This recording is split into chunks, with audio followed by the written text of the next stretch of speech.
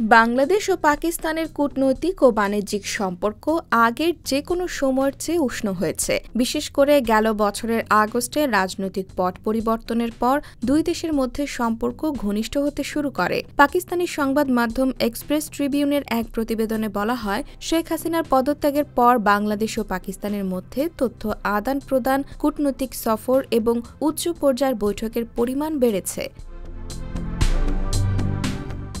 5 দশকের বেশি সময় পর সরকার থেকে সরকার জি-টু-জি পর্যায়ে সরাসরি দ্বিপাক্ষিক বাণিজ্য পুনরায় শুরু করেছে বাংলাদেশ ও পাকিস্তান। 1971 সালের পর এবারই প্রথমবারের মতো পাকিস্তান থেকে সরাসরি পণ্য আমদানি করছে বাংলাদেশ। এ বাণিজ্যের অংশ হিসেবে পাকিস্তানের পোর্ট কাসিম থেকে প্রথম চালান রওনা হয়েছে, যা আগামী মার্চের প্রথম সপ্তাহে বাংলাদেশ পৌঁছাবে। সংবাদ মাধ্যমটি তাদের প্রতিবেদনে এসব তথ্য তুলে ধরে।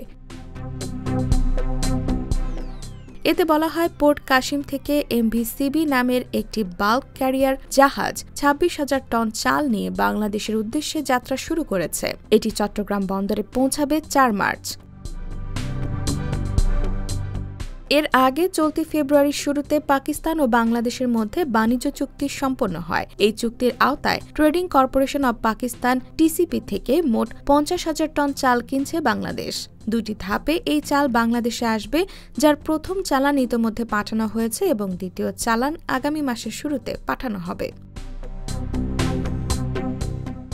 IBTV USA, new York.